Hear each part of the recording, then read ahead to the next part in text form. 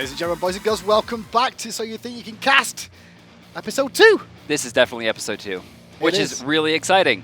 And the best thing about it is we've got another 3 casters for you today. If you didn't tune in last week, the whole idea of the show is that we'll be bringing in 12 potential casters overall who have the opportunity to cast live with us and maybe work their way down the line to the voting stage. That's true.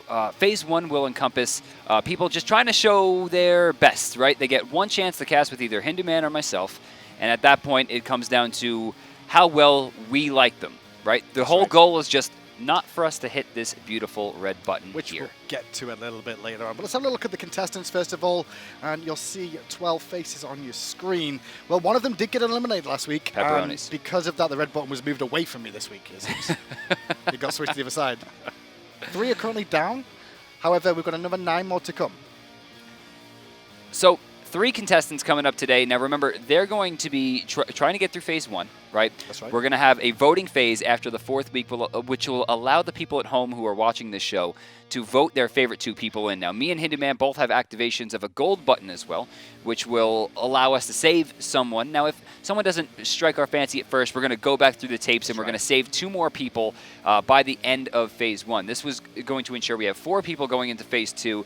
The winner of which will wind up at the SMITE World Championships working with Hi-Rez Studios. Yeah, we'll be working with us there live. So a trip over, at the minimum, over to the World Championship. So it's not a bad day's work, really, for just casting a little bit. Plus, the 2 that are going to be fighting off for that prize will be coming to the SMITE Regionals to do the finals live in person for the Pro League. The Super Regionals, which we've all been talking about the last couple of weeks. But 3 competitors we're going to have today, or contestants as we should call them, we'll be bringing up on your screen right about now. We should have a little look at those guys.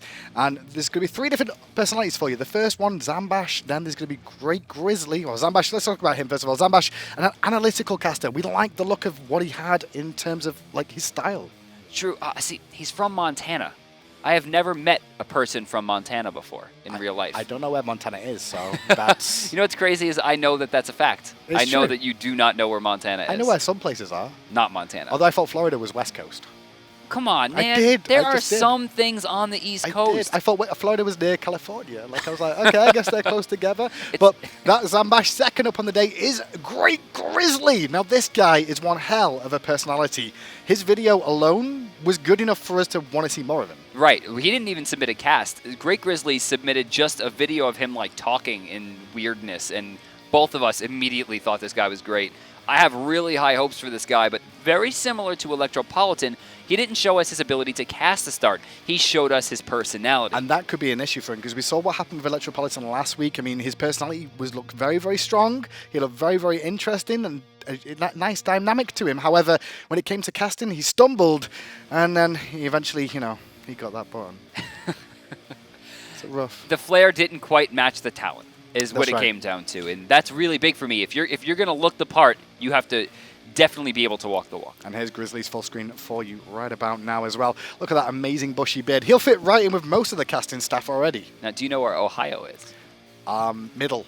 Middle. Okay, yeah, that counts. Got it. That counts. Got it. Middle is correct. Yep, but he's got good personality to him. Hopefully, the production likes him too, because he was even joking around when he was getting himself set up for this broadcast in the past couple of days. So hopefully his personality shines through as well as into his casting too, and it's not over the top. Well, that's my concern too. Maybe it's too personable and too jokey, and not enough about the true facts that you need during the game.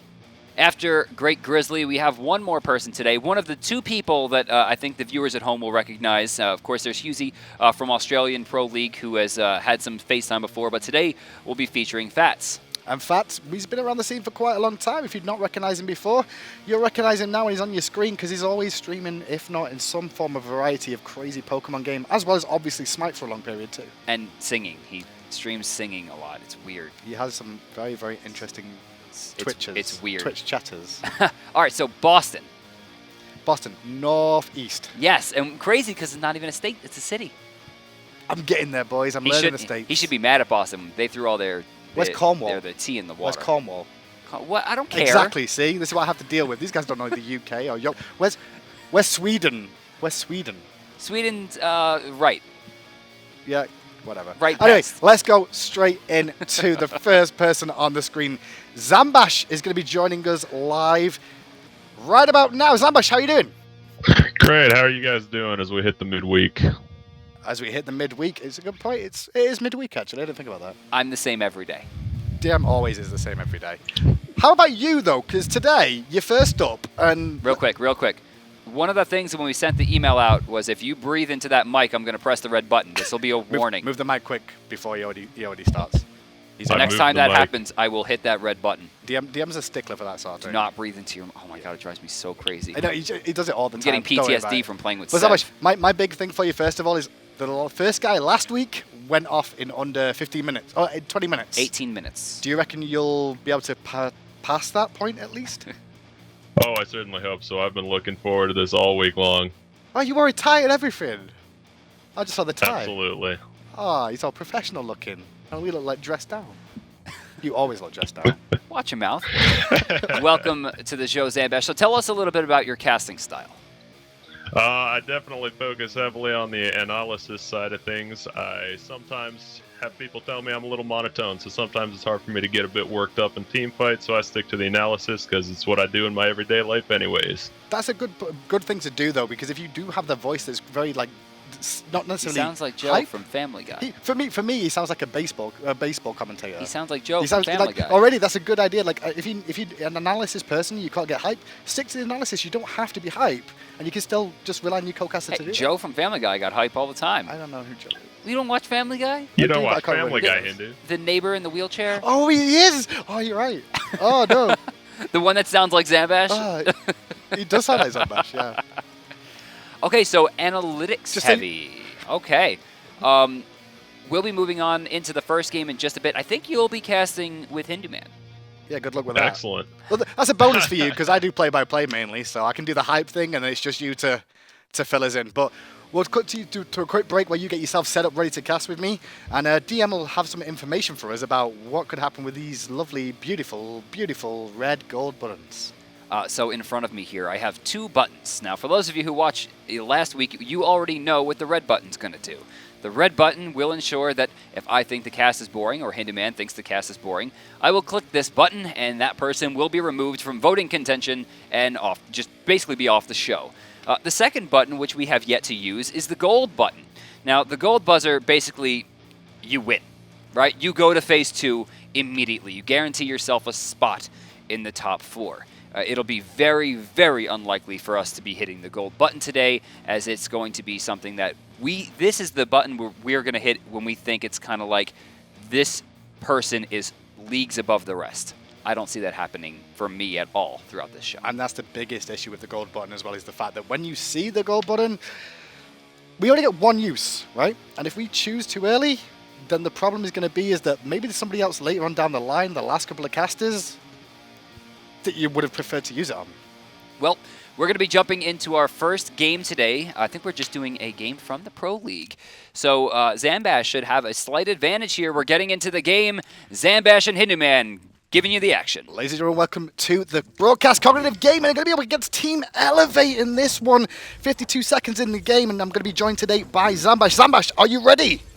I am absolutely ready, Hindu Man. Thanks for having me. Awesome. So let's go through the teams quickly. Cognitive game on the left-hand side. Meerkat is going to be playing Sun Wukong in the solo lane. DJ Perdica's playing Guan Yu in the jungle. The best will be in mid lane as Hell. Aurora and Kabam will round out cognitive gaming with Ares in the support role and Jibalonke in the hunter role. Across the way, Elevate will see Scary D playing Osiris in the solo. Mytheria in the jungle playing Bellona. Adoro in mid as Noir, and Met Yankee and Vesalius will round out the team with Geb and Apollo.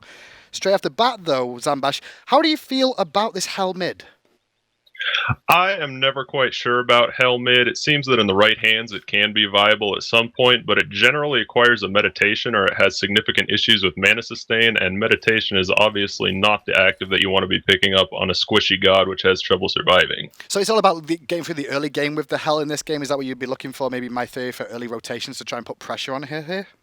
Exactly, and for me, Mytheria has generally been the standout player, and I think he could definitely put a lot of pressure on this Hell early on, especially with a god that does such high damage output like Bellona with her Bludgeon. Well, we're off to the start as per usual, and nothing too crazy. You can see, though, that on the right-hand side, Adoro did help out with the speed buff, so red buff still available for Team Elevate here. But we do have a Guan Yu jungle as well, which is something I've not touched on just yet, and I guess we should really go to her. I mean, Guan Yu in the jungle, it's not something we see too often. I'm actually quite a fan of Guan Yu Jungle. He has extremely fast camp clear with his Talu Assault, and his ganks, as soon as he hit level 5, can be pretty devastating with the slow and stun coming out on his cavalry charge. So what sort of itemization would you expect from a Guan Jungle here? I mean, is it the same sort of thing you'll see in the solo lane, or are we looking for something a little bit different, maybe more damage, considering he's not in the lane all the time? I definitely favor a little bit different build on the Guan Yu jungle. Usually in the solo lane, you'll see Guan Yu go maybe Warrior Tabby and then straight into a defensive item, but I definitely love to see him pick up a Jotun's Wrath early in the jungle so his ganks can be a little more effective early on and then go into defense. Well, early on left-hand side, you can see Xbalanque and Ares pushed up that lane against the Geb and Apollo, which, to be fair, can go backwards and forwards. We'll be checking the solo lane right now. Scary D and Meerkat trading backwards and forwards in that Osiris Sun Wukong matchup. This is a pretty interesting matchup for me as well. Obviously, Osiris has extremely safe poke with his long-range flail, but if he uses that on the enemy god, then he may have trouble clearing the wave in time, and Sun Wukong, as we know, has excellent wave clear with Bluestone Pendant. So how is this matchup on paper anyway? I mean, between these two, does one of them have an innate advantage over the other? I would generally say Osiris has an advantage as long as he is using his passive properly. If you remember, Osiris's passive gives physical mitigation as he stacks it up, so Wukong should be looking to push into the gaps as soon as Osiris's passive expires. Over 2 minutes in right now. Sun Wukong does have that Bluestone pendant, so you can see that since the change to the Bluestone, we've seen a lot more Sun Wukongs in play because it's combining nicely with the Cudgel. Both of them sustain quite well in that solo lane for the time being. Same amount of health potions and multi-potions still available for them too. Checking with the Hunters, we can see, looks like we're going to be seeing Kabom going for the Bluestone Star into Transcendence here versus Vesalius and the Devourer's Gaunt's potential, or even Soul Eater. How do you feel about those two builds? Is there a certain reason you see the variations here? Certainly. Xbalanque has very damaging abilities early in the game. He has both his darts and his dash, which apply damage, which activate the Bluestone Pendant, whereas Apollo is going to be focusing on sustaining up in the lane as much as possible and working towards the late game as when he gets his powerful rotations online. So far so good for both the teams here. We're just going to check and see minion kills at the moment. You can see 22 for Apollo. Xbalanque, 2 minion kills down there for the time being. The goal differential between the two teams. There is a slight lead for Elevate now. Is this just because they've been farming better in the jungle and sharing camps more? Probably, and it could be because of that different start where they skipped the red buff and initially focused on other things, whereas the standard start came out on the side of Cognitive Gaming. Still in with the solo lane here, and Meerkat trading off with Scary D for the most part. Minions down. Pretty much a battle of bashing, which is kind of standard here. Warrior Tabby has been picked up, though, for DJ Pernicus in the jungle playing that Guan Yu. And it looks like the best has still not been back to base just yet, but has hit level 5 now. He's doing a really nice job of sustaining in this lane so far. Materia unable to put on sufficient pressure to push him out, and that's a really good look for the Hell in this early game. Left-hand side, purple buff due to spawn very soon. You can see Apollo and Met Yankee just starting to tank that one down and bring that down for themselves. Mid-Harpies are due to spawn as well. What are you expecting from these two teams now? Are you expecting any of them to wait till like mid-game, or should we see some aggression from one of these sides soon? I mean, we do have this Guan Yu that you said is very strong at 5. I would definitely expect to see some pressure coming up for Cognitive Gaming. It can be a little difficult because Bologna is obviously an excellent early fighter, especially with a Geb shield to help her out, but with the massive damage coming out from Guan Yu and Ares, I would love to see them try and put the pressure on in the early to mid game. Alright, Harpies did go to Elevate, and you see Mytheria and Scary D there going around to pick up their blue buff. Blue buff has spawned on the other side for Meerkat as well, and you'll see DJ Pernicus slowly rotate over there for the time being. We do, and this is an interesting matchup between these two teams, splitting those mid-camps evenly. Towards the early portion of the season, we saw Cognitive Gaming struggling quite a lot as they were a new roster that was just put together, but their superstar players have started bringing it. And Elevate, of course, has also had a very difficult season so far, so I like to see them keeping up with Cog at least in the early game.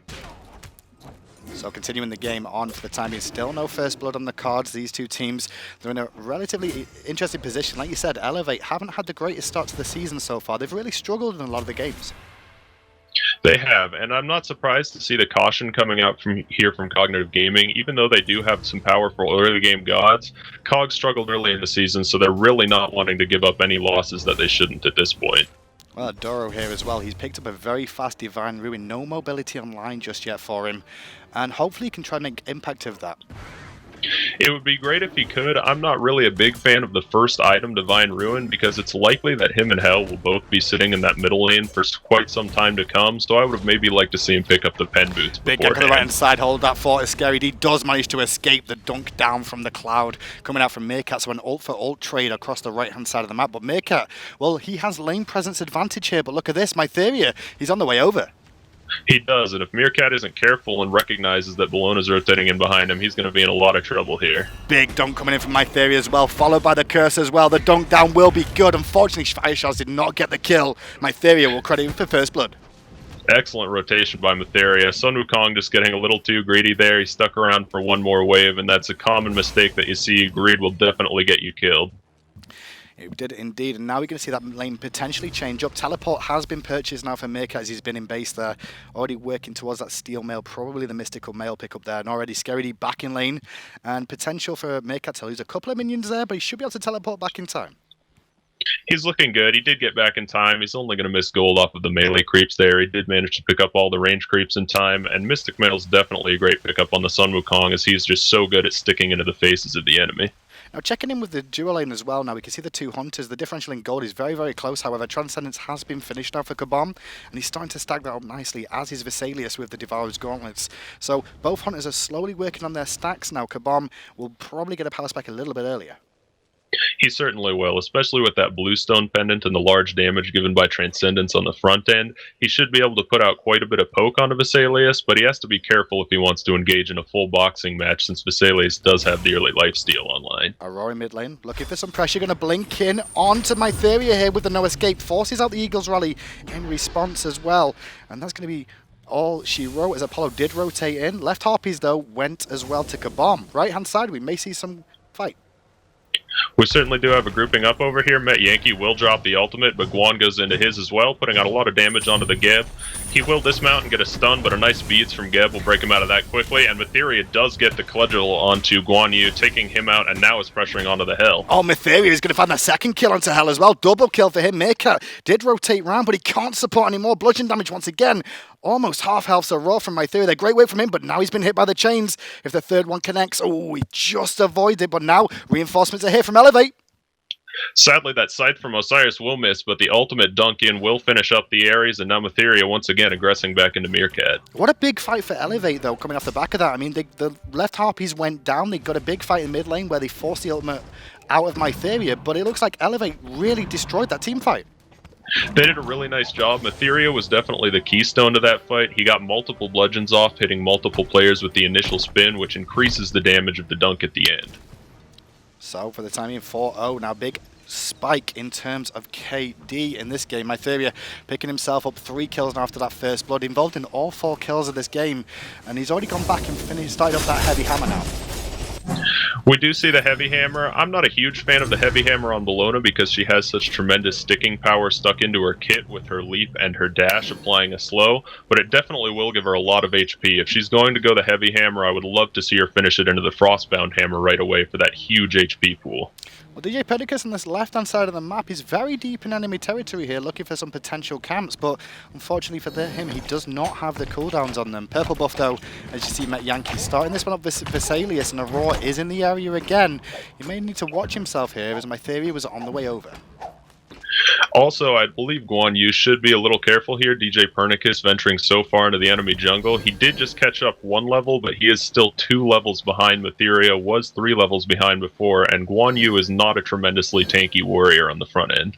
So we were discussing about his build options as well, and we see he went straight into the Bluestone Pendant here. How do you feel about that? It's a really nice pickup. We've seen lots of players doing this specifically out of the jungle lately. Even though Bluestone is a starter item, it gives tremendous damage effectiveness for the gold on these ability-based characters. So it's definitely a nice pickup for someone like Guan Yu who's going to be landing multiple abilities all the time. Left hand side, engage, big Cataclysm coming out from Met Yankee. They're going to force Kabam to use the Rising Jaguar. Mytheria is on the way, as is the Fire Shards as well. The no escape from Aurora is good. It will pull in 2, but can he find a kill? We'll see. The third chain misses, and it doesn't look like he's going to be able to follow up with that flames too much. Bologna is now using that heavy hammer to stick on him, but will be forced out by the tower with that escalating damage. In the jungle, though, the best did get caught on the rotation out by Adoro there. Luckily, Pernicus is in support with the conviction to heal him up a little bit more as well, and that's the benefit of having 2 healers on the team. Certainly nice to have 2 healers. Hell did come quite low, though. That Nuwa is very dangerous even in the early game if you run into her in the jungle, because it's very easy for her to land the minion combo. Meerkat did rotate all the way over from the solar here, as did Scary D. I think Elevate were looking for a little bit more of a fight, but there's nothing more to be said now as both teams are having a big group in the mid lane. Both of these solo laners are mostly going to be tanks in the fight at this point without tremendous damage output, as neither of them have quite finished their Mystic Mail yet.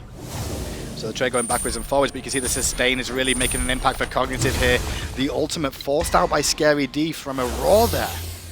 Aurora putting on a lot of pressure with those chains. Ares damage is nothing to laugh at early game. If you get a couple onto those, I'd definitely like to see the ultimate out from Scary D to make sure he doesn't get in a compromising position. And now we see Cognitive going for a Gold Fury. Yeah, they're really bursting this one down too. Meerkat on zone duty from Yankee, gonna keep him in combat, and Gold Fury will go to Cognitive.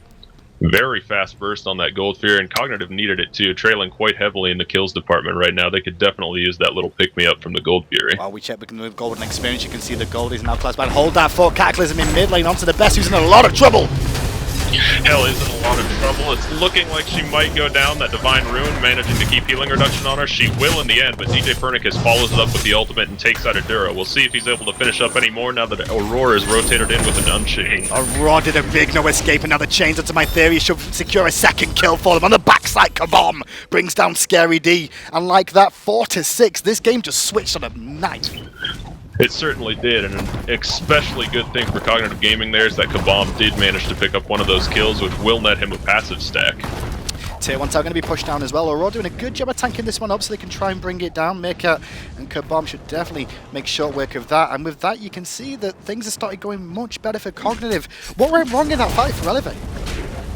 They just got too split up, and they didn't pay attention to the map rotations quite enough. Aurora managed to come in and actually land the Ares ultimate on a couple. You very infrequently see players getting pulled in professional level games, but Aurora timed it nicely after crowd controls have been burned and managed to pull in several members of Team Elevate. And when you look at Elevate right now, there's only a couple of Beads 1s online. Beads 2 is available now for Adoro though, as well as that Fire Shards that should keep him relatively safe, but the rest of the team still relying on Beads 1 so far. They are, and you'll notice that a couple of those beads are not on cooldown, which means they were purchased as a reactionary measure after that fight. Unfortunately, they didn't have them out before the fight, and that's why they were caught by so many Ares chains from Aurora. Some very interesting builds coming out from Cognitive Gaming here as well. I see a Void Shield on Hell, and Guan Yu's gone for Breastplate of Valor. Breastplate of Valor is somewhat confusing to me, but it's in a similar vein as Jotun's Wrath. I would have liked the Jotun's Wrath, as I mentioned, but since Cog was struggling so much early, Guan Yu wanted to get the cooldown reduction of the Jotun's Wrath, but get a little more defense by going the route of the Breastplate of Valor. So where's he relying on the damage from here? I mean, is it, to be honest, Hell is mainly there for the sustain with this Void Stone and continuing to survive for the most part, and with Guan Yu in the jungle now going defensive, have they not got much damage here? It's going to be tough for Cog, but we do remember that Guan Yu's Talu Assault will strip protections, and they have very high base damages on characters like Ares, Jabberwocky, and Hell, so as long as he can stick in the front line with the protections from that Breastplate of Valor and strip all the protections off the enemies, they should be able to do very well in team fights still at this point. Well, left lane, my theory did rotate over there for a little bit just to try and put some pressure on, soak a bit of experience there. Kabom continuing to farm up. Looks like Soul Eater is up next for him after that Transcendence. Meanwhile, Vesalius, well, he's got his Devour's Gauntlet's pretty much stacked now, 3 stacks left, and working on that Igval. We do see the Igval coming out, and I like the Soul Eater on Jabberwocky, specifically on Jabberwocky because he's already such a great boxer, and Soul Eater is one of the most powerful boxing items currently in the game, so that will really be able to put him one step ahead of Apollo in these early and in going to the late game fights. Scary D may get caught out of position here, already been chained twice by Aurora, a third time, and there's the charge in from DJ as well to apply another slow. Scary's still alive, still got his ultimate up, great cataclysm from Yankee, bought him time, but Scary's still under pressure on the backside, his cavalry charge comes out too! They did buy him just enough time. She was in the air. We'll see if she manages to escape when she hits the ground, but she will eat a lot of damage from Hell, and DJ Pernicus managed to follow up and get the kill. Nobody going to be pulled in by Aurora's chains this time around. And that was just a big rotation from Cognitive overall. They rotate all the way to the solo lane, put the pressure on Scary D. The rotation from Elevate was good, but in the end it was Adoro that ended up getting picked. It was a good rotation, but it was just a little bit too late. I don't think they fully expected that many members of Cognitive to rotate into one lane this early into the match. Well, now they're going to get the tier 1 tower here, Cognitive, again, and continue their advancement in this game. Check them with the golden experience again, and we should see a bit of about a 3,000 gold lead. Yeah, just under 3,000 gold and 3,000 experience as well in this game. For a game that started off 0-4 to elevate, are you surprised by how quickly this has changed? Not too overly surprised. That Gold Fury was really the turning point for Cognitive. They managed to take it very quickly and utilized all their abilities to burst it down, and that evened the gold up, and they've done an excellent job of grouping up since then and not letting Elevate take the advantage back. And the big key for Elevate here, though, what do we look at, Zash? I mean, they had a great early game. They've started to lose out in a lot of these team fights now. What should their game plan be? Their game plan at this point is going to be to build up their front line as much as possible. Apollo is definitely their strongest late game god that they have going for them, so I'd like to see them really have Osiris and Bologna tank up and try and be as disruptive as possible and aim for those late game team fights and try to get Apollo online. Well, Pernicus has been back on that Guan Yu now, and it looks like he's finished off purchasing Brawler's Beat Stick as well, so a little bit of healing reduction on that, as well as some penetration allowed for it as well.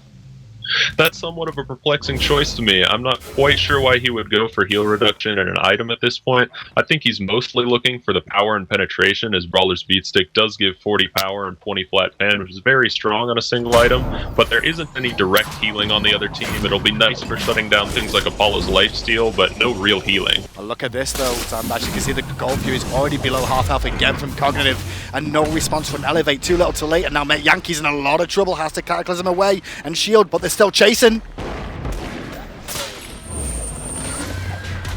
He will pick up one kill onto Meerkat, and now Vesalius under the tower, ticking down, and the dot will take him out from the poison. And we'll see if My Theory can get out of trouble as well.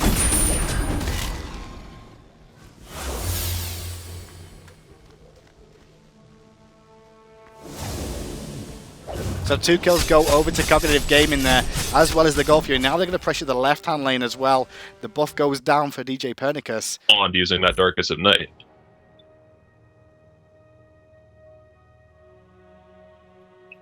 Over onto the left lane here, we do see Cognitive Gaming pushing up.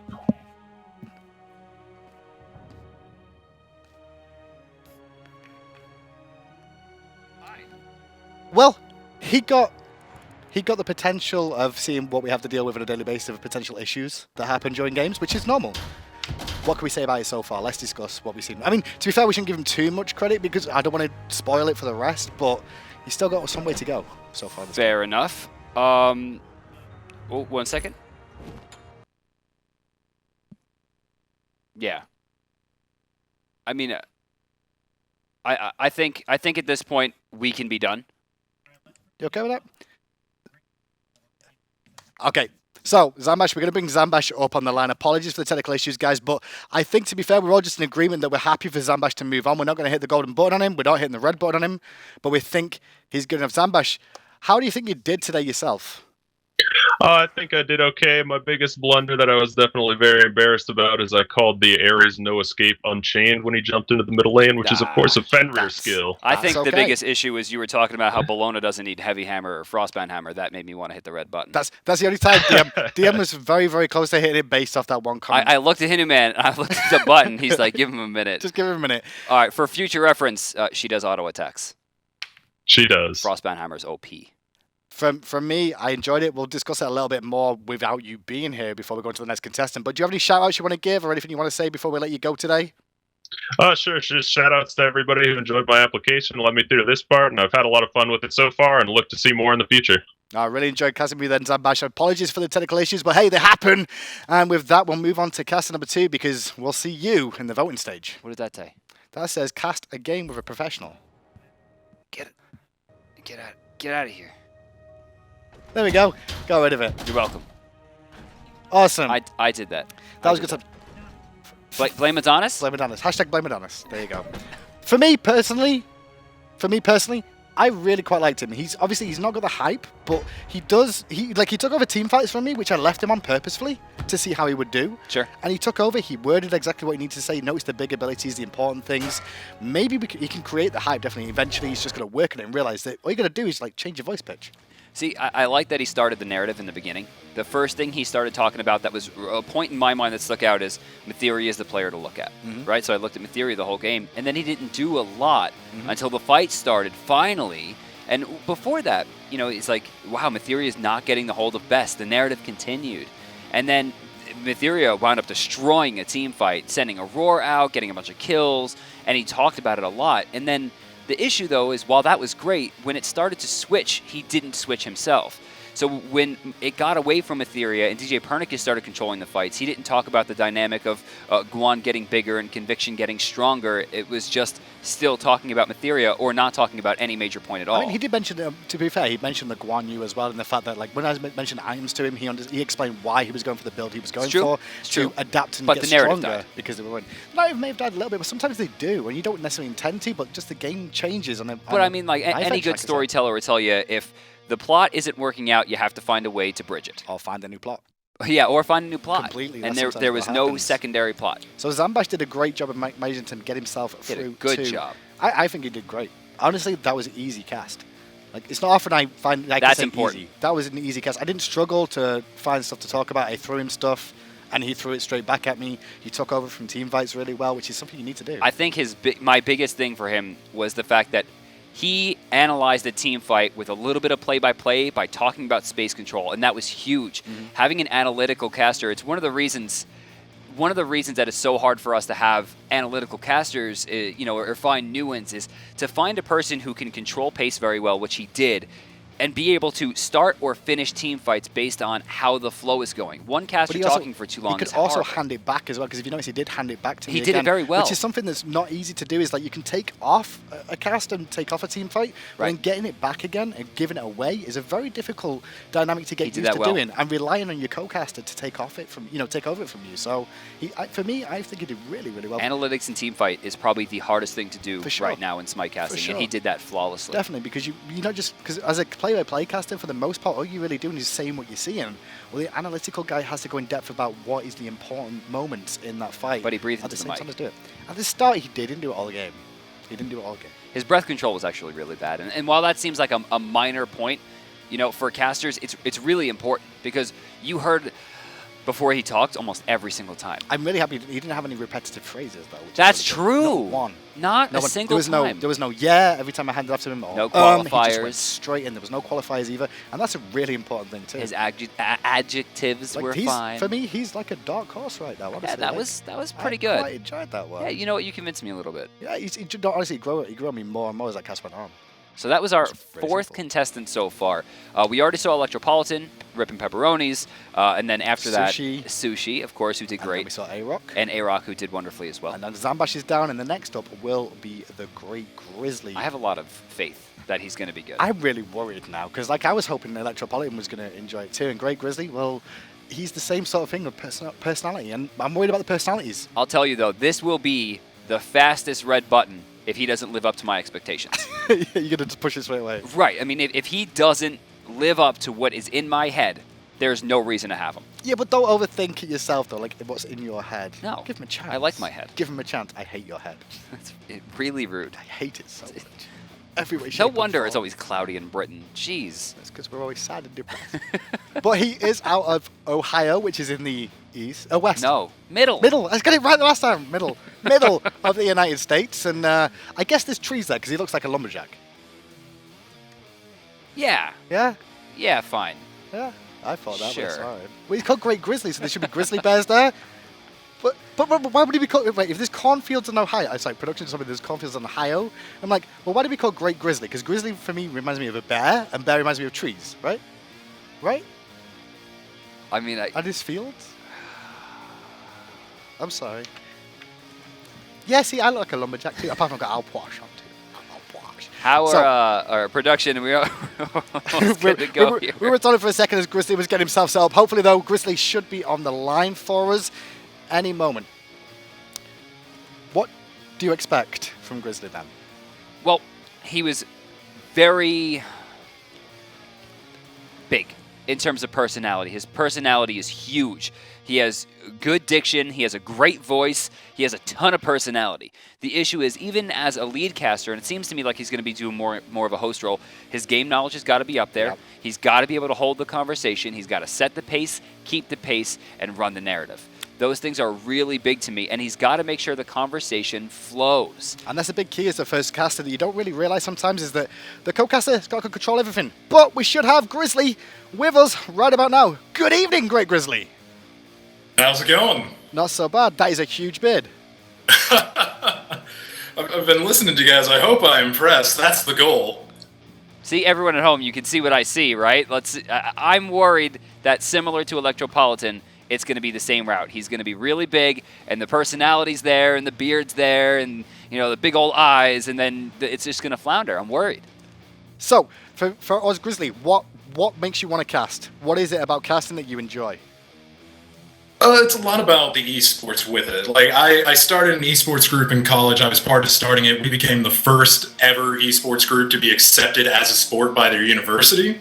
And I started casting for them, and I just really enjoyed it. And I want to keep bringing that side of esports to things. I want to bring that side up so everybody enjoys it, and we have casters for the games and everything of that nature. Now, we put you down as potentially being a first chair to an extent, like the play-by-play guy, because you seem very personality-wise. Would you position yourself that way, or do you think you're more analytical? We just want to know beforehand so we can know where to gauge you.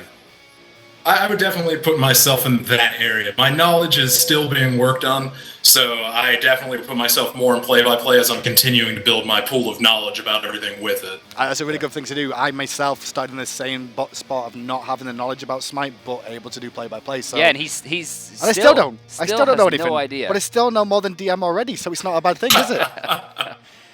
Oh, boy. Right, Grizzly, what we're going to do is we're going to quickly cut you off for a moment where you get yourself set up. You're going to be casting with DM today, who should fit your style quite well, hopefully. And, good luck. Now, ladies and gentlemen, for those at home, if you've just tuned in and you've not seen the show before, you can see two lovely buttons in front of me. You can see the red one is a lot further away than it used to be, because the red button, if I push that button, it will delete somebody off the show immediately. You guys in chat, if you don't like anybody you hear, you spam F6, because that's what F6 does. You spam it, and we'll delete them off the show. They are removed from the competition immediately, and they save your ears from hearing any more painful hurt. Unfortunately, it doesn't work for DM Brandon. We still have to deal with him on a daily basis. You're going to press a gold one for that one? You should do. It's a good button. The other button is the golden button, as I was just referring to. The golden button, me and DM will have 2 votes available to us. One for me, one for DM, that we can push at any time, that button, to put that person through to the next round. If we don't use the golden button during this stage, at the end of the stage, we can still choose one person from everyone we've heard and actually move them on to the next round ourselves. So we both get 1 save each. And really, realistically, we're probably only going to push that golden one on a very, very special occasion. So, with that, we're going live into game. DM Brandon and Grizzly, or Great Grizzly, will be here with you now. All right, we're jumping in here. Epsilon Esports going up against Titan. Grizzly, how you doing? I'm doing all right. I'm taking a look at these teams, and I'm definitely getting a little bit excited. For Epsilon, we have iRaffer Wukong. We've got Thanatos for Adapting. Demi is Nuwa. Isis for Yaman, I apologize, can't pronounce the name. Neith as Imelito. And then on Titan, we do have Sylvanas as Atrixa. Confrey as, pardon me, as On Her. Ymir as Kanye Life. Rapika says Thor. And we have Vulcan as Pretty Primey. And I'm really excited. Starting off here, you'll notice what looks to be either a Telkon's Ring or Demonic Grip start for Sylvanas. And Sylvanas in the solo lane, a little bit curious, especially going up against a character as safe as Nuwa. Multiple escapes, given the fact that she can stealth. It's going to be very hard for Ataraxia to be able to control this lane well. And I don't see this relating to the end game. They must have a strategy that's going to come out of the woodwork and blow us away. But they're going into the undefeated Epsilon here, so they have to have a good strategy. Well, I think they do see a little bit of that attack speed working for Sylvanas, so he can just kind of push down minions to the best he can in that lane to make sure that he has the ability to even stay there and even try and do anything of that nature. Starting off, both teams, it looks like, are doing a fairly standard start. Ice is going to be getting to the lane almost the same time as Pretty Prime. And you'll see Yemen coming in here. starting off with the turret, not unusual. This is cool, though, to see Pretty Prime back on Vulcan. You know, this was his namesake god through all of Season 1. We haven't seen it too much, at least in this split. We saw a little bit during Split 1, so this should be pretty interesting. I love that he's going for the comfort pick, especially with Kanye Life being on his comfort pick of Ymir. Oh, yeah, that's definitely a good thing you want to see come out from players is their comfort picks. You always want to see the counter bans and things of that nature, but when you can't see the comfort picks, you know that's when players are going to be at their best. They're going to be solid with those gods. They're going to be on top of watching their abilities and everything of that nature. Now, remember, everyone at home, these two teams are scrim partners. They know each other back and forth, so I think that's why we're seeing things like the Sylvanas solo and this Thanatos come out, which Adapting is not entirely known for. They're trying to throw as many awkward picks into the mix to ensure that their opponents are confused, although Pretty Prime going on Vulcan is probably, pretty standard. Yeah, you wouldn't really be too concerned about that pick for Pretty Prime. However, down over in the left lane, we're seeing a little bit of trading going on. Nothing too much. We are going to start seeing a shift towards mid. It looks like Wukong is going to be heading towards Vulcan, but they are starting to shift back towards mid lane. They don't want anything coming from that. Left camp's going to be started up here, taken by blue. Right side camps were never taken either. It's still available. I'm expecting they're going to go to Epsilon as well, but you can see they're going right towards the mid lane. Back goes Rafford to the duo. They might not even know it's up. I think Adapting is maybe going to check them now, and he's going to be pleasantly surprised. Yeah, and that's going to be free experience for them, and that's definitely what they want. They want that experience early so they can start pushing in onto Titan as hard as they can. All right, so 2 minutes in, no first blood just yet. Maybe not terribly uncommon for Europe, known as a very, maybe not campy, but very safe region. Repicos in some trouble here. Silence! No! Silence would have been trouble. Silence would have led into the stun, would have led into the Death Scythe. I do believe I am slightly unsynced here. I got back. Sorry about that, ladies and gentlemen. Yep, that was a solid silence there. Unfortunately, nothing's really going to come from it. Everybody's pretty safe. And like you were saying, Europe is kind of a safer place to be, or they play a little bit safer, so they do want to stay under the tower. We are going to see Thanatos grabbing the back camps, though, trying to get a little more experience, trying to keep Epsilon as high as they possibly can on that experience train. Dibby over on the right side. Ataraxia spending 300 gold now to get that teleport online. That's a 4-minute cooldown, on top of the fact that he did finish his Telcon's ring, which means his sustainability in this lane should be very strong, should be able to get through that 4-minute cooldown well. The issue is Adapting at any point could rotate and they could put a lot of hurt. Remember, Ataraxia has the slowest movement speed that you could basically possibly have at this point. He's going to be a sitting duck on any major ganks. Well, his passive will help out a little bit with those ganks if he does get hit by anybody, melee or something of that nature. However, it looks like we are shifting towards the left lane. Could be quite a bit of excitement here, but they might just be grabbing those buffs, which they are, trying to deny anything they can from Titan.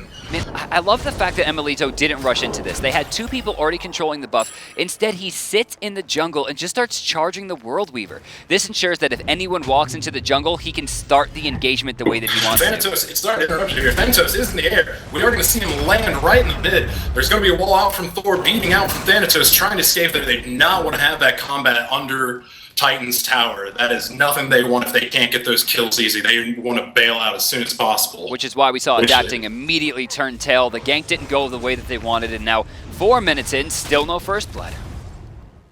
Now I'm getting a little surprised that we don't see a lot of first blood at this point. That looked like it was going to be a solid gank. It was a little bit dangerous with the fact that Rapakis could be there. He could put out that wall. But I think it was a very calculated risk because we are starting to get to a point you need to start pushing in on these people. You need to start giving them a little bit of something to think about. Speaking of, Rapakis, he is shifting toward... Nope, he has changed his mind. He's heading back towards mid.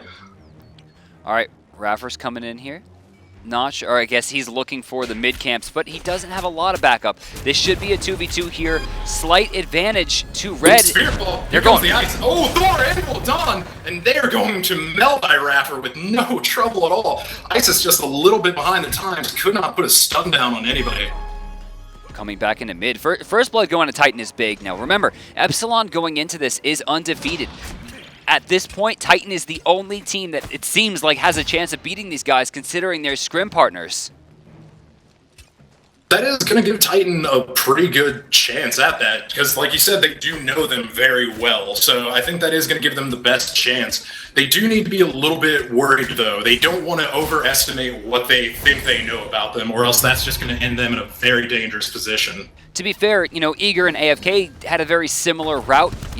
Maybe they did overestimate, talking about AFK, what they thought about Eager. I think a lot of it came down to the fact that Cyclone Spin was just out of position on a god who didn't carry well from behind.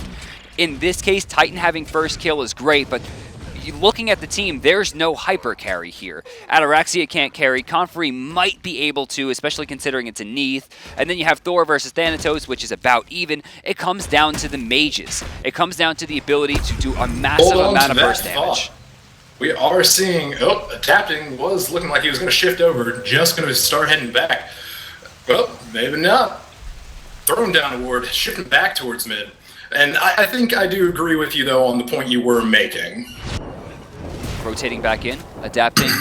I really think that we need to see more of this Thanatos. He's known as an early game god. I want to see more ults. I want to see Hovering Death come out. Even if it's not an execute, go for the stun, couple it with the Spirit Ball into the Wind Gust and the Death Scythe for the kill. They have potential here, and strangely, they're not using it. Well, like you said, they have the potential, but there is the chance that what I was saying, that they don't want to overestimate them or underestimate them, is coming up. That's why they're not wanting to go so hard into this. They're not wanting to just ult immediately. However, down in the left lane, it does look like there is some combat potentially happening. We're going to have some contestation for that buff. Thanatos is coming in to try and push them out of lane. They are going to grab that buff and they are going to walk out. No one wants a 2v4. So what are you thinking about that top Sylvanas so far? An ally. Do you think that was a solid choice, or do you think that we're starting to see not too Zambash, much come from that? I'm sorry. Grizzly. Yeah. Grizzly. I buzzed you, buddy. Yep. Oh, I didn't hear. My apologies. I buzzed you, buddy. I think we go down to the thing. I love your personality. I think you have an amazing voice for this, and I think you have a lot of talent. But if I wanted a talented person who didn't know Smite, right, I'd just throw a bunch of money at Golden Boy. I think that's he's got Twitter followers. That was the biggest issue for me as well, Grizzly. Was honestly, I wasn't going to push it yet, but DM's allowed to push it too. For me, I felt like you didn't have enough knowledge. Like, even if you don't know enough about the game, that's fine, but you at least need to know just enough to get by. That wasn't it. That was the problem. His name's Repikos. His name's Ataraxia.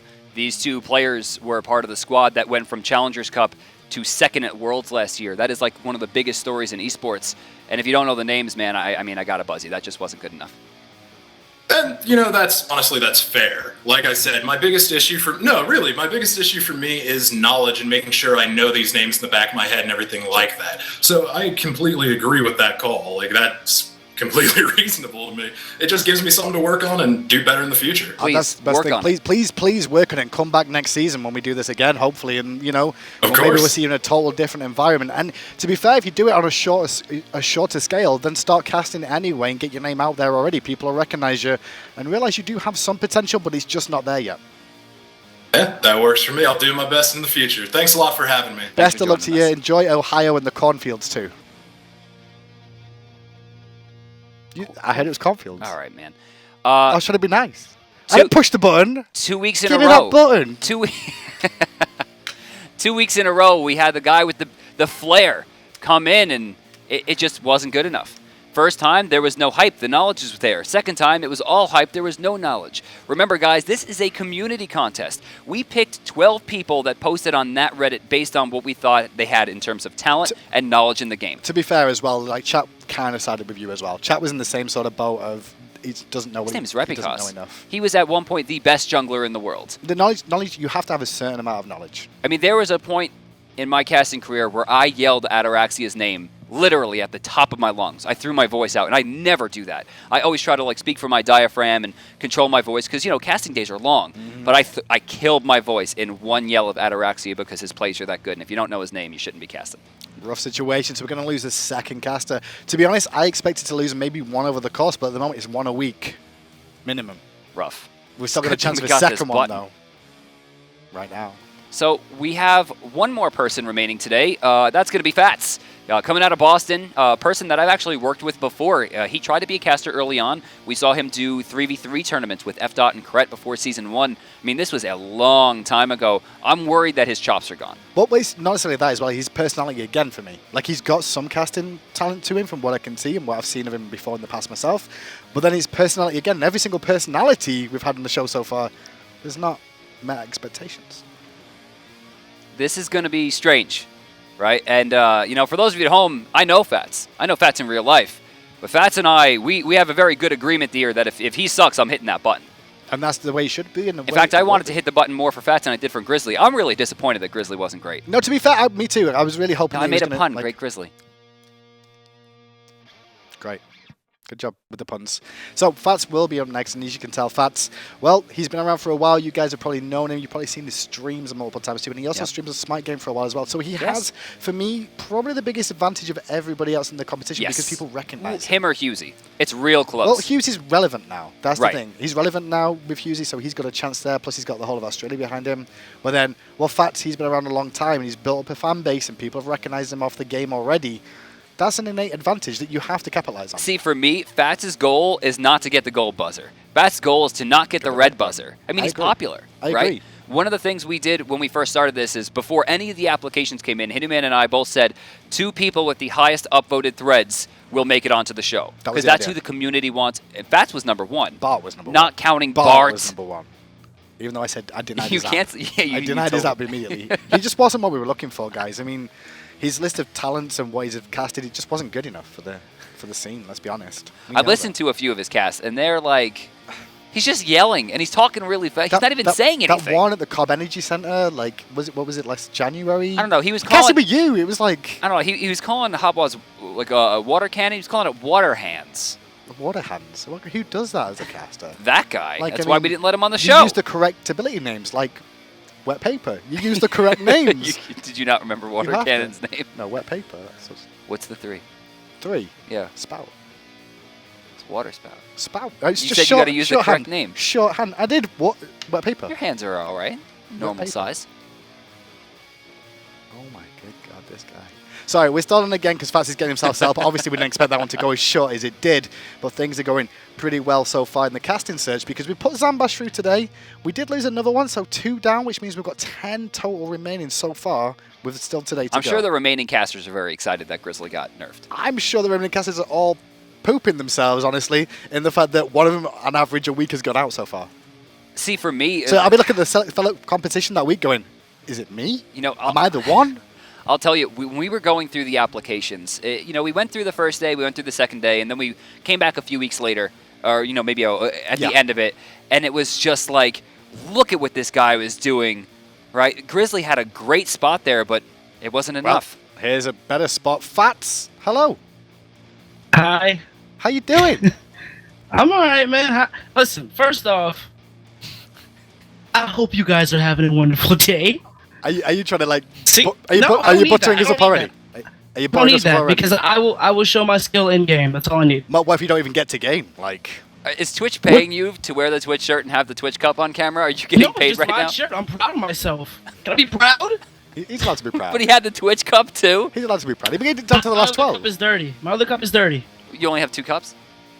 The only 2 cups I like to use, I got this one. Life is rough out there. So, Fats, we may know you. Stop? We may know you, but if you had to pigeonhole yourself in one of the casting spots, would it be play-by-play or would it be analytical? Play-by-play because I am the voice. I mean, I can tell you what's happening. That's the wrong competition. I can explain. That's the wrong competition, Fats. Do I have to face the other way, right? Yeah, you do. What? Just like, and the voice. This is the voice. We've got to turn around now. 1 second. I'm not done. Okay. Y'all are cutting me off. Can I live my life? Listen, I am the voice. That was the first part. Secondly, you know, I'm gonna walk y'all through these matches, the team fights, what's going on in lanes, all that stuff. And I can bring the excitement to the people at home. Isn't that the point of this? Bring information in the game to the people who are watching. As Morpheus once said, "Don't do this. Don't." Did you watch it recently, or was that just off the dome? It just came out of my head. Oh, when it was like, I'm just gonna do it. I'm like, okay, let's go. I mean, hey, you show me the cornfields in Ohio, and I got you. I got you. So first, we're gonna get yourself ready to cast. You're going to be casting with me, sadly. I know. So Trust me, I know. Good luck with that, and we'll see you after the short break. All right, so remember, God. Fats and Hinduman will be casting our final game for the day, but before that, we're going to talk to you one more time about the 2 glorious buzzers. Number 1 here is the red buzzer. You saw it hit already. If I hit this button, bye-bye goes Fats. Similar to Grizzly or similar to Electropolitan, this is the quickest way off the show. Now, if I feel Fats is doing an incredible job, I will hit the golden buzzer. The golden buzzer, of course, is the special buzzer that allows you to skip the voting phase entirely and jump right into phase 2. Both Hinduman and I have 1 activation of this buzzer throughout phase 1 of season 2. It's very unlikely we're going to see this. Make sure you also tweet at #SmiteCast. I'm getting involved. I was bored. I was sat here waiting for nothing, watching you in a single shot. I went a double. #SmiteCast if you want to give your votes about everything that we should be talking about. Go on, continue. Thanks, man. I'm sorry. See, casters, we like to go backwards and forwards and share. Just when you're done. Yeah, I'm done. Well, I'm done too. Game 3 coming up, Hinduman and Fats. Ladies and gentlemen, boys and girls, welcome to the next game on your screens. Team Justice versus Myrmidons, and Fats is our play-by-play caster. Yeah, I'll lead you guys through this really easily. But coming out of the blue side, we got Zephyr on Circuit, Fexus on Raw, Mr. Crunchy, excuse me, he's a Mister now. On Hercules, Qin, of course, going that beautiful Ymir, and vote NBK. We can do that on her in the duel lane. On the other side of the map, you'll see the Myrmidons, mostly French, but not all of them. Jermaine will be playing the Hunter role with his boy Morgau in the solo lane playing Odin. Dardez will be the support player playing Ares. Tins will be in mid lane playing Hades. And finally, we'll see Sayo in the jungle playing Thor. Oh my goodness, it's been a while since I've seen Sayo, and I'm excited to watch this match. And he's actually a jungler too, which is really old school. Really? Like, I remember Sayo playing mid a lot last season, and now he's in the jungle, he's back in this. Remember at the launch tournament, he was a mid. Well, before that, though, he was playing jungle on and off for teams before that, so he's been out of the jungle for a long time, but now he's going to be in there because I believe Tins at the moment was substituting in this game, and I believe he may make main roster based off that. Okay, so we're just seeing some regular starts coming out from both teams. The top side of the map, they're going to be starting up this red buff to give this to what is possibly going to be the most scary thing I can think of is a mid-Hades. I mean, mid-Hades. What do? You go up to the wave, you fear it, you clear the whole thing, and you heal up. What are they going to do about it, Hinduman? What are they going to do? They're going to sit there, because you're raw, you're going to sit there in your heal the minions, heal yourself, and then sustain back. So, for the most part, the only thing that's going to influence this lane should be the junglers. Yeah, and speaking of the junglers, Sayo coming over to the mid camps already. Oh, making that rotation to the mid lane, actually. Let's see what he's going to do here. Possibly just help Tins clear this up before they have their little fight. No, this is the right call from Myrmidons here, because they're going to go for the left-hand Harpies instead. They don't want to contest against a Circuit Ra at this level. You might be Hades, but you're not crazy. True. You don't have any damage items yet. All you're really good at right now is clearing the lane, and that's basically what makes Hades so good. Is the fact that he can clear this lane, but over in the left lane, a little bit of pressure coming out from Q and MBK. Chain on her. One chain only, not going to make it to 2. Right side, though. Right side.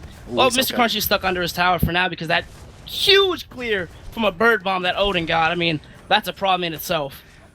And everything for the time being seems to be just continuing as is. I mean, Morgau, he put a lot of pressure on in that lane and cleared it out, but he's down to his last couple of health potions now. Did take a lot of burst there, and you can see the Zephyr's on his way over.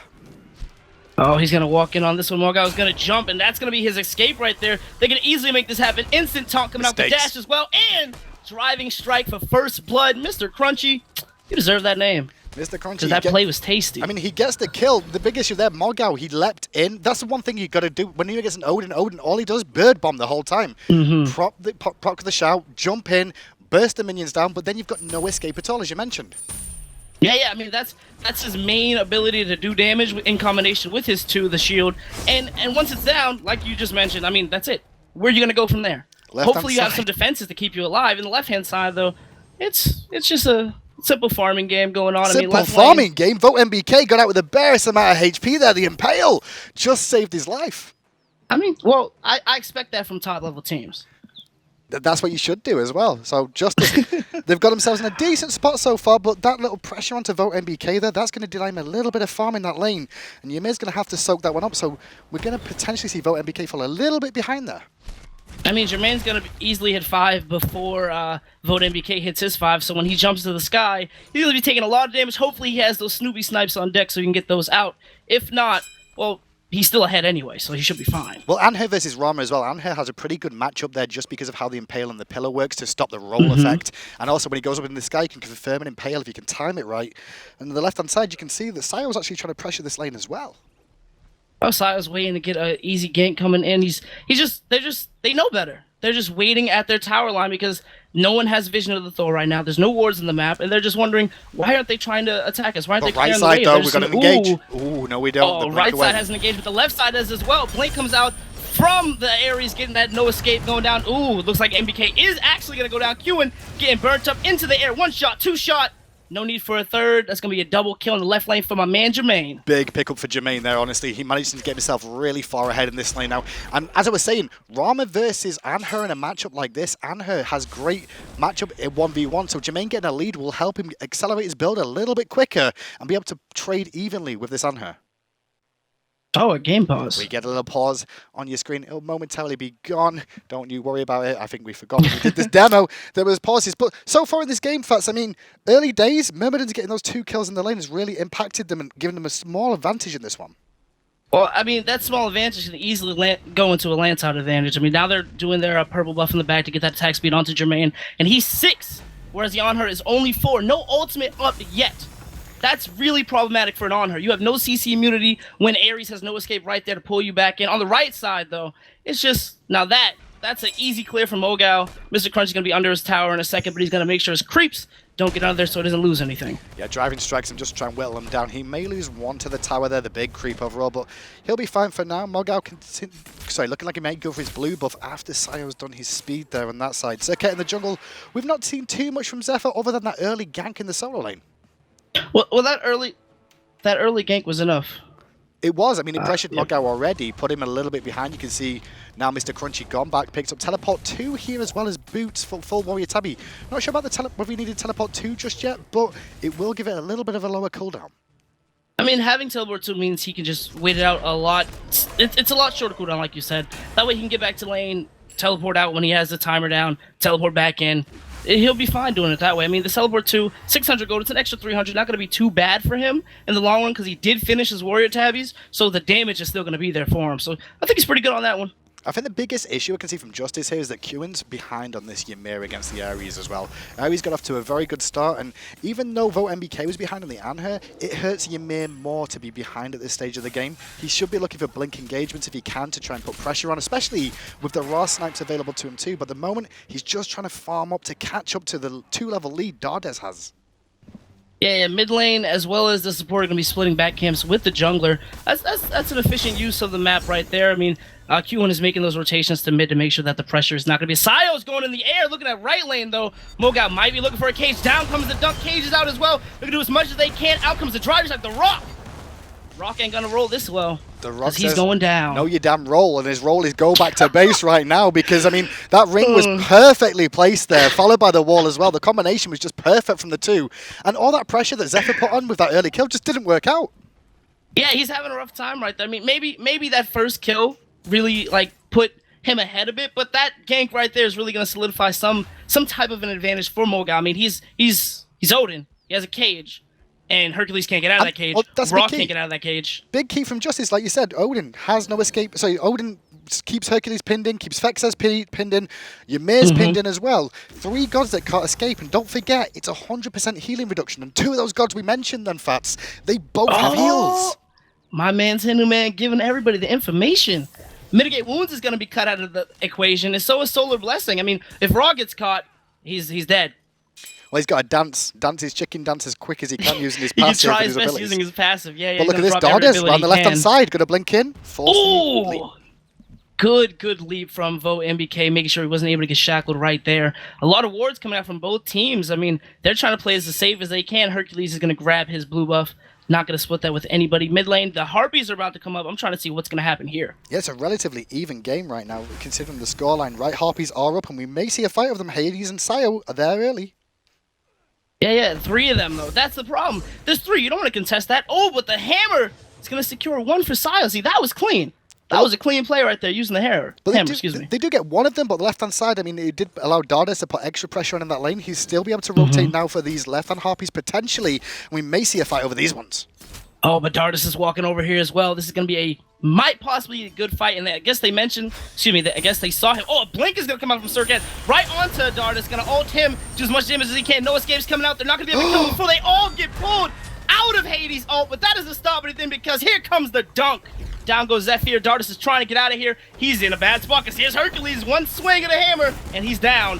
Ooh, the ultimate's going to come out from on her. He's going to shoot as much as he can. Qin's going down. Sayo's going to get out of that one. No, he's not. But the cage is hit. Ooh. Archers pick him up. Vexer's going to go down as well to Mogo inside the ring, though MBK has to run away. Crunchy too, but so far Myrmidons are winning this one. Oh, Archers, you are a blessing in disguise. Hey, respect Archers at any stage of the game. They picked up Sayo, who did a great job of escaping there. But for me, the whole issue for Justice then was they bursted a lot onto bringing down Dardas, and Dardas lived for too long. They didn't manage to pick him up, and luckily Crunchy rotated. Otherwise, that would have been a different story.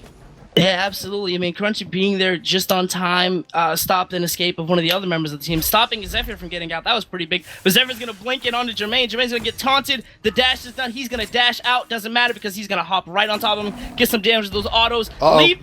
You got something. Pillars coming out. Not going to be able to... He's just under tower. I don't know what this... Okay, 1 for 1. Jermaine played that amazingly. He used the pillar to his advantage. Oh, look at Dardas. He's coming in again.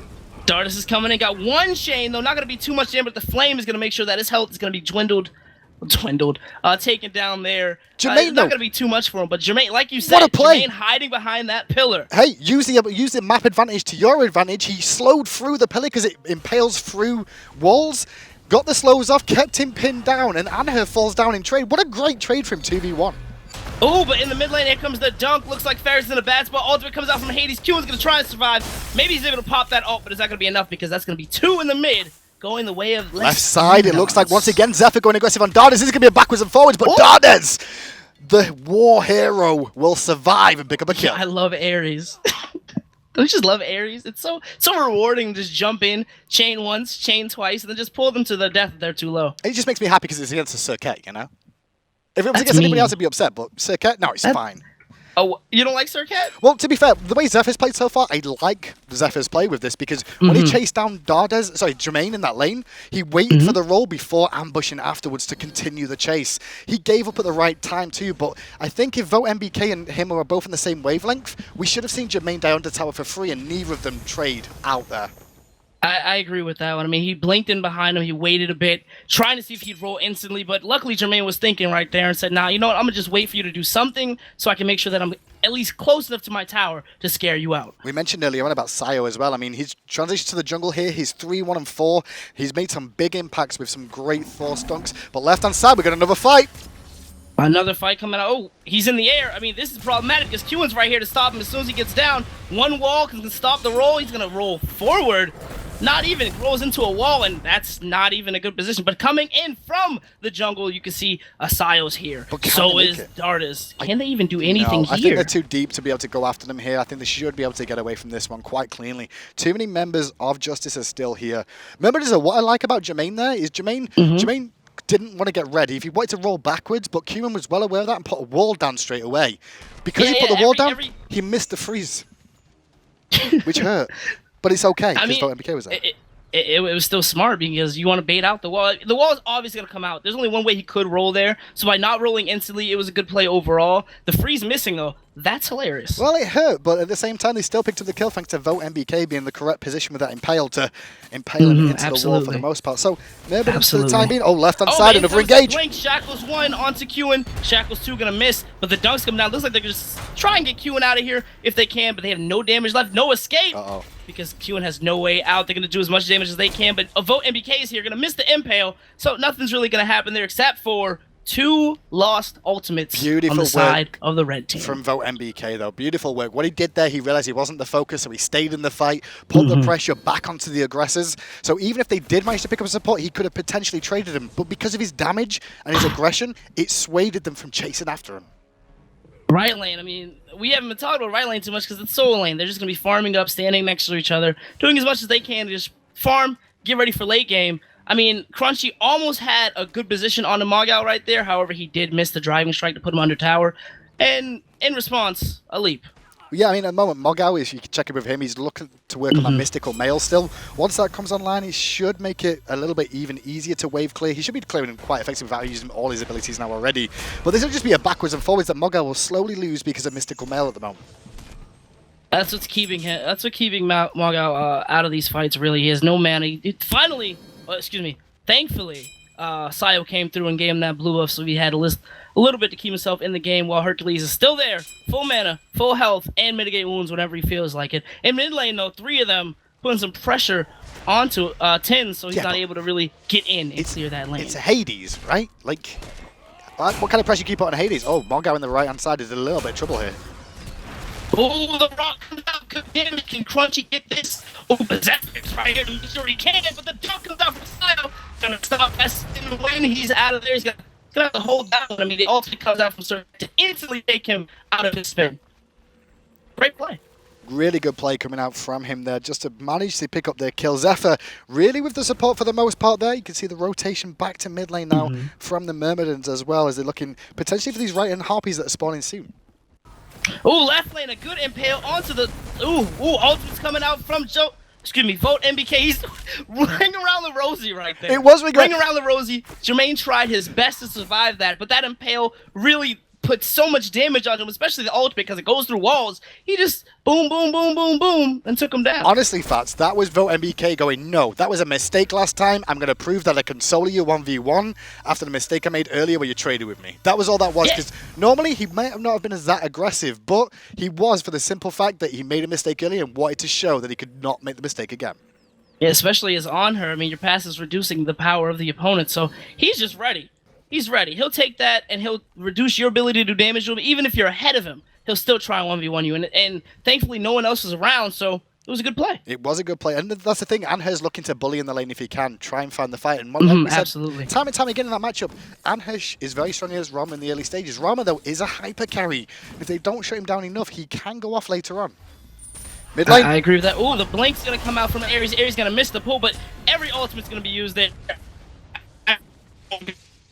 You kill a Ra, and that's all you need to do. I mean, what we're going to see now is Q going to have to defend this mid lane for the time being. And now we're going to continue to hold on, so... Rotation over left to help get attack speed buff down for Jermaine. Jermaine and Vote are doing their best to just go back and forth in this lane. As we know, the dual lane is a little bit of a farm lane. Whoa. My spectator just lagged a bit. Give me a second. Yeah, don't worry about it. So we're going to check in with the left-hand side once again. Dark's hanging around. And Fats, we're going to cut it there for the time being because you can tell everybody at home we're having a few technical issues at the moment. However, we know how chat was. What was it? Was it F6? No. It wasn't F6. Don't worry. No F6. It was fine, I was checking Twitter the whole time. I was looking at Twitch chat. I kept a few notes. Wasn't the best cast I've ever heard. But it certainly wasn't going to be the worst. Now, for those of you at home who hear Fats lagging or previously Grizzly lagging, that was not them. That was on our end. Something that we're trying to fix. Yeah, we're currently trying to deal with it at the moment. But let's talk about what you did so far. I mean, Fats, you still there? You still with us? Of course.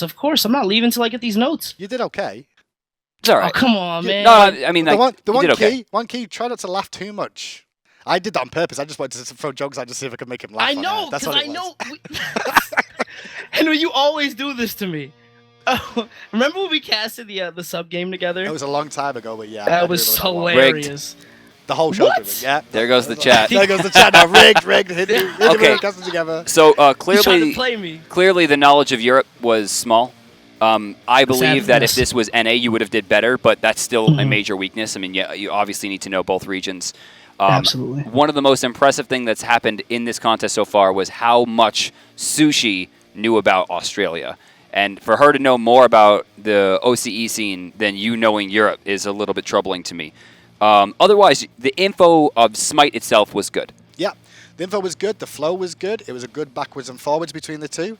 And Fats, you're going to move on to the voting stage now, quite clearly. Yay! I can't wait to go home and tell DM Brandon about this. I hope you do. I hope you don't. And I hope he tells you off and not, I can't doing wait as for well him as you to should have done go about away EU. for like 3 weeks. Well, Fats, we'll see you in the voting section. Rude. Do you have any shout-outs or anything before you go? First and foremost, thank you all for having me. Thank you all for voting for me on the Reddit. Appreciate you guys, liking me enough to put me on this show. Secondly, shout out to Scum Chat because I love them. And finally, I'm gonna win.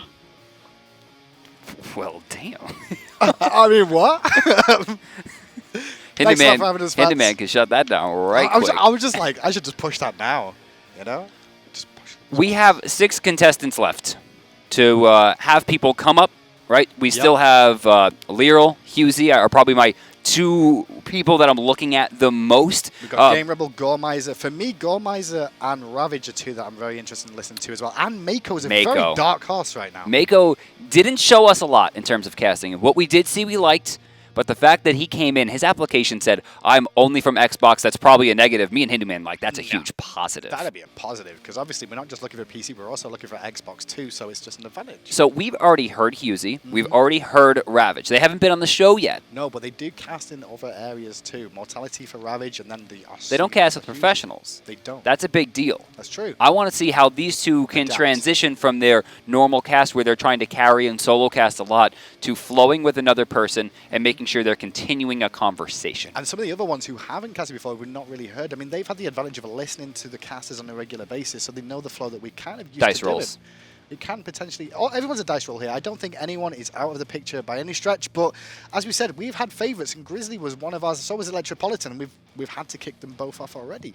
I was really excited for Grizzly. I mean, I was saying before, if you guys were in the room like a fly on the wall, both of us, he started his intro of this is why I want to be a caster. We were both just immediately, we both did this. He's the only one that Bart actually saw the application. Yeah, we called Bart in. Bart was like, I like this guy. And I was like, that was one of the first guys, so he had the personality, but he didn't have any meat to it either. The red button was hit again. No gold button today once again. I'm not surprised either. Maybe in the last week you might get one if you're really lucky.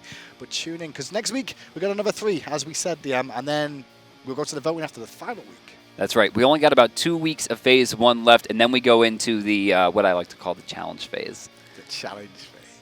We get down to forecasters, and then, we're going to do some fun stuff with them that we have to do on a daily basis, and you guys at home, you've probably seen us had to do it, but not realize what goes into dealing with it every single time. It could be pretty rough. We'll be back again next week at 5 o'clock, same place, here on twitch.tv/MikeGame. Thank you guys for joining us.